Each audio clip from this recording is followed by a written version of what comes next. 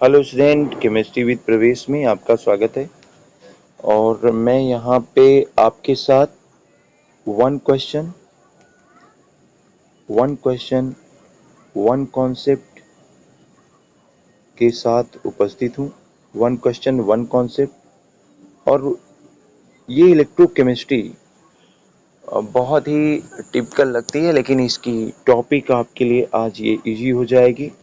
और कौन सी टॉपिक मैं यहाँ कवर करने वाला हूँ इस क्वेश्चन के माध्यम से, ये टॉपिक आपकी रहेगी कंडक्टेंस। ये टॉपिक आपकी है कंडक्टेंस। और कौन सी टॉपिक है? तो स्टूडेंट, टॉपिक रहेगी conductance, conductivity and molar conductivity. तो फटाफट बिना देरी किए हुए पहले क्वेश्चंस लेते हैं, उसके बाद कॉन्सेप्ट पे बात करेंगे। तो क्वेश्चंस क्या कह रहा है? क्वेश्चंस कह रहा है कि when a certain conductivity cell was filled with 0.05 MkCl। भाई, जब भी आप एक कंडक्टिविटी सेल लेंगे तो उसमें किसी इलेक्ट्रोलाइट सॉल्यूशन को फिल करेंगे। किसी इलेक्ट्रोलाइट सॉल्यूशन को लिया जाता है। तो यहाँ पे जिस इलेक्ट्रोलाइट सॉल्यूशन को लिया गया है, जिस इलेक्ट्रोलाइट सॉल्यूशन को लिया गया है, पहले वो KCl है जिसकी मोलरिटी दी गई है, मोलरिटी। और इसकी रेजिस्टेंस बताई जा रही है 100 ओम एट 25 डिग्री सेल्सियस। इसकी रेजिस्टेंस कितनी है? 25 डिग्री सेल्सियस पर 100 ओम है, 100 ओम, राइट, 100 ओम। फिर क्या किया गया है कि सेम सेल में फिल्ड किया जाता है, सेम सेल में फिल किया जाता है। क्या फिल किया जाता है? AgNO3, silver nitrate. KCl को रिप्लेस किया गया AgNO3 से, लेकिन मोलरिटी उसकी चेंज की गई। सेल तो सेम है, सिर्फ इलेक्ट्रोलाइट सॉल्यूशन को चेंज कर दिया गया।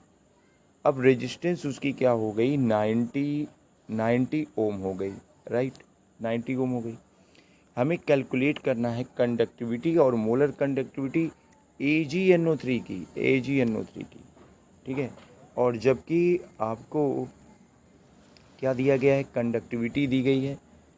कंडक्टिविटी कितनी दी गई है? ये दी गई है KCl की 0.05 MkCl सोल्यूशन की 1.35 into 10⁻⁻² ohm inverse centimetre inverse. तो आते हैं कॉन्सेप्ट। देखिए क्या है कि आपको एक बात ध्यान देनी पड़ेगी कि यहाँ पे मैंने एक सेल दिया है, एक सेल का स्ट्रक्चर मैंने बनाया है, ठीक है। कौन सी सेल है? ये एक कंडक्टिविटी सेल है, एक आपकी कंडक्टिविटी सेल बनाई गई है। और इस कंडक्टिविटी सेल में मैंने क्या लिया है? सरफेस एरिया इसका 1 स्क्वायर सेंटीमीटर, मतलब एक क्यूब के आकार में है, जिसकी ईच एजेज या ईच साइड 1 सेंटीमीटर है, ईच साइड 1 सेंटीमीटर है। तो इसमें क्या किया गया, मैं एक आपको बात बता दूं। जैसे क्या होता है कि आपने एक इलेक्ट्रोलाइट ली, तो इसमें आपने 2 इलेक्ट्रोड लगा दिया, यहाँ 2 इलेक्ट्रोड लगा दिया गया, और इसको पावर से जोड़ दिया गया। यानी एक कोई वोल्टेज दिया जा रहा है। पावर से जोड़ने का मतलब इसको हम कोई वोल्टेज दे रहे हैं। तो और बीच में हमने सॉल्यूशन भी लिया है, इलेक्ट्रोलाइट का सॉल्यूशन लिया है। तो होता क्या है कि जब आप 2 इलेक्ट्रोड को किसी पावर से जोड़ते हैं और जिसमें इलेक्ट्रोलाइट सॉल्यूशन भरा हुआ है, तो इस इलेक्ट्रोलाइट सॉल्यूशन में आयंस होते हैं। ये आयंस मूव करना शुरू कर देंगे, और आयंस जब मूव करना शुरू कर देंगे तो हम यूँ कह सकते हैं कि ये क्या करते हैं? ये इलेक्ट्रिक करंट को फ्लो करते हैं। ये रिस्पॉन्स में इन आयन के कारण ही क्या होता है? फ्लो ऑफ इलेक्ट्रिक करंट देखने को मिलता है, फ्लो ऑफ इलेक्ट्रिक करंट देखने को मिलता है, flow of electric current, right, in ions के मूवमेंट के कारण। तो देखिए क्या है कि फर्दर एक बात याद रखिए कि ये जो पावर होती है, पावर ऑफ इलेक्ट्रोड, ये power of electrode to conduct the electricity, to conduct the electric current, to conduct electric current. इसी को हम किस टर्म के रूप में यूज लेते हैं? कंडक्टेंस के रूप में। इसी को हम कंडक्टेंस के रूप में, इसी को हम कंडक्टिविटी के रूप में लेते हैं। तो ये सारी किस तरीके से आ रहा है, क्योंकि एक इलेक्ट्रोलाइटिक सोल्यूशन लिया गया। फर्दर देखो, फर्दर क्या है कि अगर ये कहा जाए कि कंडक्टेंस क्या है, अगर ये कहा जाए कंडक्टेंस क्या है, तो आपको ये समझना पड़ेगा कि कंडक्टेंस क्या होती है। कंडक्टेंस, ठीक है, कंडक्टेंस क्या होती है। अगर हम क्या करें, रेजिस्टेंस हमारी होती है, किसी भी सेल में एक रेजिस्टेंस होती है जो क्या करती है, इलेक्ट्रिक करंट के फ्लो का क्या करती है, प्रोटेस्ट करती है, फ्लो ऑफ द करंट को का प्रोटेस्ट करती है। तो अगर आपने कंडक्टेंस की बात कर ली तो ये क्या होता है, ये रेसिप्रोकल होता है, रेसिप्रोकल ऑफ रेजिस्टेंस, ये रेसिप्रोकल ऑफ रेजिस्टेंस। मतलब ये हो गया कि अगर कंडक्टेंस को हम जी से लिखते हैं, तो ये 1/r होता है। एक सॉल्यूशन, ये आपने एक सॉल्यूशन लिया है, इस सॉल्यूशन की भी तो अपनी एक आयंस, हाउ मच आयंस, ठीक है, आयंस जो होते हैं वो क्या कर रहे हैं, कितना अपोज कर रहे हैं फ्लो ऑफ द चार्जेस का, फ्लो ऑफ द करंट का, फ्लो ऑफ द करंट का कितना अपोज कर रहे हैं, कितना अपोज कर रहे हैं, यही रेजिस्टेंस है। रेजिस्टेंस क्या है भाई, अगर मेटेलिक वायर लिया जाता है तो मेटेलिक वायर में भी हमें रेजिस्टेंस दिखाई देती है। लेकिन जब हमने इलेक्ट्रोलाइटिक सॉल्यूशन लिया है तो इलेक्ट्रोलाइटिक सॉल्यूशन में आयंस भी क्या करेंगे, ये प्रोटेस्ट करते हैं flow of the electric current को, और जिसे हम रेजिस्टेंस आर के रूप में डिनोट करते हैं। और आर की वैल्यू आपको याद रखनी चाहिए। अगर हम बात करें तो आर की वैल्यू किस किस पे डिपेंड करती है, आर की वैल्यू डिपेंड करती है कंसंट्रेशन, आर की वैल्यू डिपेंड करती है कंसंट्रेशन ऑफ द सॉल्यूशन, और किस पे डिपेंड करती है, आयंस, टाइप ऑफ आयंस पर डिपेंड करती है, और किस पे डिपेंड करती है, टेम्परेचर पर डिपेंड करती है, और किस पर डिपेंड करती है, ये डिस्टेंस बिटवीन इलेक्ट्रोड पर डिपेंड करती है, डिस्टेंस बिटवीन इलेक्ट्रोड पर डिपेंड करती है, डिस्टेंस बिटवीन इलेक्ट्रोड पर डिपेंड करती है, राइट। तो ये क्लियर होना चाहिए। अब आगे बढ़ते हैं, दूसरी कॉन्सेप्ट लेते हैं कंडक्टिविटी। ये कंडक्टिविटी क्या है, कंडक्टिविटी क्या है, कंडक्टिविटी ये कहा जाता है, ये रेसिप्रोकल होता है, ये रेसिप्रोकल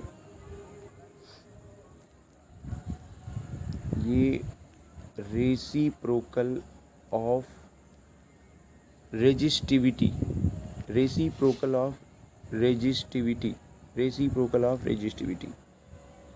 इसको हम कापा से डिनोट करते हैं। और जब ये रेसिप्रोकल होता है तो ये हो जाता है 1/ρ। अभी देखो क्या है कि एक रिलेशनशिप हम आपको यहाँ समझाएं, ये नोट कर लीजिएगा, एक रिलेशनशिप आपको समझाएं। वो रिलेशनशिप क्या है, ये देखिए, G इक्वल टू होता है 1/r, राइट। और 1/r को हम लिख सकते हैं ρ/L/A। ये ओम्स लॉ से इसको डिराइव किया गया है, और इसको हम लिख सकते हैं 1/ρ इंटू A/L, ये लिखा जा सकता है। और 1/ρ को हटा के हम लिख सकते हैं कापा इंटू A/L, ठीक है, कापा इंटू A/L। अभी देखो क्या है, इसको इधर भेजा जाए तो कापा इक्वल टू क्या हो जाएगा, कापा इक्वल टू हो जाएगा आपका G into L/A, right, G into L/A। तो आपको मिल रहा है कि conductivity equal to conductance into L/A, right. अभी क्या है कि किसी भी सेल, अगर किसी कंडक्टिविटी सेल की बात की जाए, जैसे kappa equal to G into L/A आ गया, इस L/A को हम रिप्लेस कर सकते हैं, इसको हम G स्टार से रिप्लेस कर सकते हैं, क्योंकि ये क्या कहलाता है, ये सेल कांस्टेंट कहलाता है। सेल कांस्टेंट, जब भी किसी सेल को बनाया जाता है, तो किया क्या जाता है कि इलेक्ट्रोड के बीच की डिस्टेंस, ये L इलेक्ट्रोड के बीच की डिस्टेंस है, और A क्रॉस सेक्शन जो सेल बनाई गई है वो एरिया ऑफ क्रॉस सेक्शन, उस मटेरियल की, जिस भी मटेरियल का ये बना हुआ उसकी एरिया ऑफ क्रॉस सेक्शन वो फिक्स होती है। तो L/A को G स्टार यानी सेल कांस्टेंट कहते हैं। अभी कहना ये था कि अगर L की वैल्यू, अगर क्या किया जाए, यहाँ मैं वाइट ले लूँ, कहना ये था कि अगर L की वैल्यू 1 ले ली जाए, 1 सेंटीमीटर, और A की वैल्यू क्या ले ली जाए, 1 स्क्वायर सेंटीमीटर, तो हम कह सकते हैं कि at that condition K = G। मतलब क्या हो गया, conductance of the electrolytic solution of 1 centimetre length, 1 centimetre length है ना, and 1 square centimetre as area of cross section, ये जो कंडक्टेंस आएगी ऑफ इलेक्ट्रोलाइटिक सोल्यूशन वो आपकी कंडक्टिविटी कहलाएगी। इसको मैं आगे क्लियर करूं। तो स्टूडेंट, इस कापा इंटू जी से अगर हम डिफिनीशन बनाएं कंडक्टिविटी की, तो हम कह सकते हैं कि conductance of electrolytic solution of 1 centimetre length apart, 1 centimetre length apart, जो एक दूसरे से 1 सेंटीमीटर की दूरी पे हों, और 1 square centimetre of cross section, उनकी जो एरिया क्रॉस सेक्शन हो वो 1 स्क्वायर सेंटीमीटर हो, उसकी कंडक्टेंस को हम क्या बोलेंगे, कंडक्टिविटी बोलेंगे। या फिर ऐसे भी कह सकते हैं कि conductance of 1 cubic centimetre solution of electrolyte is called conductivity kappa, right. अभी आगे बढ़ते हैं। अगर हम यूनिट की बात करें कि कंडक्टेंस और कंडक्टिविटी की यूनिट क्या है, तो आप यहाँ ये देख सकते हो कि यूनिट G की यूनिट कैसे निकालेंगे, 1/R होता है, और R की यूनिट होती है ओम। तो 1/ओम, ओम को ऊपर ले जाएंगे, ये ओम इन्वर्स हो जाएगा, और ओम इन्वर्स को हम इसे सीमेंस से रिप्लेस कर सकते हैं, सीमेंस पढ़ते हैं इसे, ओम इन्वर्स को सीमेंस से रिप्लेस कर सकते हैं, सीमेंस से, राइट। उसके बाद देखिए, कंडक्टिविटी की यूनिट निकालनी है, तो कंडक्टिविटी के लिए क्या बनाया गया, ये बनाया गया G × L/A। G की यूनिट सीमेंस हो गई, L की यूनिट अगर हम सेंटीमीटर लेते हैं और एरिया स्क्वायर सेंटीमीटर हो जाए, तो सेंटीमीटर को, स्क्वायर सेंटीमीटर को ऊपर ले जाएंगे तो ये। हेलो स्टूडेंट, नेक्स्ट टॉपिक हमारी है मोलर कंडक्टिविटी। तो देखिए, मोलर कंडक्टिविटी को हम लैम्डा m से डिनोट करते हैं। लैम्डा m इक्वल टू होता है कापा इंटू V। ये V क्या है, volume in cubic centimetre having 1 mole of electrolyte. भाई आपके पास जो सेल है ना, जो इलेक्ट्रोलाइटिक सेल है, उसी इलेक्ट्रोलाइटिक सेल की बात की जा रही है जिससे अभी आपने कंडक्टेंस निकाला, ठीक है, जिससे अभी आपने कंडक्टेंस निकाला और क्या निकाला, आपने कंडक्टिविटी निकाली। ये कहा जा रहा है कि अगर इसमें इलेक्ट्रोलाइट का 1 मोल प्रेजेंट हो, तो ये जो टोटल आयंस हैं, टोटल आयंस की कंडक्टेंस को हम क्या कहेंगे, टोटल आयंस की कंडक्टेंस को ही हम मोलर कंडक्टिविटी कहेंगे। वैसे इसके लिए एक फार्मूला जो बनाया गया है वो कंडक्टिविटी इंटू V बनाया गया है, क्योंकि ये कहा जा रहा है कि इलेक्ट्रोलाइटिक सेल का क्यूबिक सेंटीमीटर में एक ऐसा वॉल्यूम जो 1 मोल इलेक्ट्रोलाइट्स को रखता हो, तो उसकी कंडक्टेंस को ही हम क्या कहते हैं, मोलर कंडक्टिविटी कहते हैं। अभी देखो क्या है कि अगर मान लिया जाए, देखो यहाँ लिखा गया delta m equal to kappa into 1000/m। जैसे delta m equal to kappa upon C कर सकते हैं, लेकिन C क्या है, ये आपकी मोलरिटी है, यानी मोल लीटर इनवर्स में है। जबकि ये कहा जा रहा है कि आपके पास जो इलेक्ट्रोलाइटिक सेल है ये इलेक्ट्रोलाइटिक सेल, इसके क्यूबिक सेंटीमीटर में 1 मोल डिजॉल्व हो तो क्या किया जाएगा, जो टोटल कंडक्टेंस आएगी उसको हम क्या बोलेंगे, मोलर कंडक्टिविटी कहेंगे। तो मान लो m मोल्स इन 1000 क्यूबिक सेंटीमीटर में है तो 1 मोल्स 1000 अपान m। तो हम इसी फार्मूले में लिख सकते हैं delta m equal to kappa into 1000 upon m। देखो अगर आपको इससे कोरिलेट करना है कि ये कापा अपान c कैसे आ गया, भाई c का मतलब हो गया मोल्स और लीटर इनवर्स, और जाहिर सी बात है लीटर इनवर्स है, तो लीटर इनवर्स को, ये लीटर इनवर्स का मतलब क्या हुआ कि आपने लीटर, 1 लीटर में कितना डिजॉल्व है, जबकि हमें किस में लेना है, हमें इसे क्यूबिक सेंटीमीटर में लेना है। तो क्यूबिक सेंटीमीटर में जो डिजॉल्व होगा, तो जब हम इसको कन्वर्ट करेंगे तो कन्वर्जन पे हमारा फार्मूला ये बन जाएगा 1000 अपान m क्यूबिक सेंटीमीटर। देखिए m मोल 1 लीटर या 1000 क्यूबिक सेंटीमीटर में डिजॉल्व है। यहाँ आप लिख सकते हैं ना, देखो क्या है, ये कॉन्सेप्ट क्लियर हुआ तो इसको भी क्लियर कर दें कि C इक्वल टू आप कर सकते हो, C इक्वल टू क्या कर सकते हो, C इक्वल टू आप कर सकते हो कि मान लो m मोल 1 लीटर में डिजॉल्व है, या आप कर सकते हो कि m मोल 1000 क्यूबिक सेंटीमीटर में डिजॉल्व है। ठीक है, 1000 क्यूबिक सेंटीमीटर में डिजॉल्व है, तो m मोल 1000 क्यूबिक सेंटीमीटर में डिजॉल्व है। तो हमने एक ऐसा वॉल्यूम लिया जो क्यूबिक सेंटीमीटर में जिसमें 1 मोल हो, तो जब आप लैम्डा m कापा, ठीक है, कापा अपान m आप मोल से डिवाइड करो तो 1 तो हो ही जाएगा, अपान 1000 करते हो तो भी ये आ जाएगा कापा इंटू 1000 अपान m, तो भी ये आ जाएगा। तो ये आपको मिल गया। चलिए ठीक है, इसकी यूनिट पे आ जाते हैं। इसकी यूनिट क्या होती है, डेल्टा m की यूनिट क्या होती है, तो कापा की यूनिट होती है सीमेंस सेंटीमीटर इनवर्स 1000, ये आपका लिया गया है। इसकी यूनिट ये क्यूबिक सेंटीमीटर, लीटर इनवर्स इसका हो जाएगा। मोलरिटी की क्या होती है, मोल लीटर इनवर्स हो जाएगा।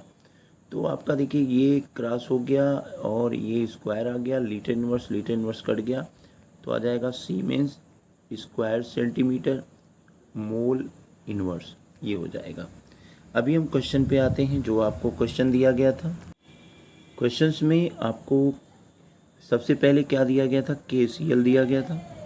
ठीक है, सबसे पहले आपको KCL किया दिया था और उसकी आपको कंसंट्रेशन दी गई थी। हमें यहाँ KCL की कंसंट्रेशन से लेना देना नहीं है क्योंकि मोलर कंडक्टिविटी निकालनी नहीं है।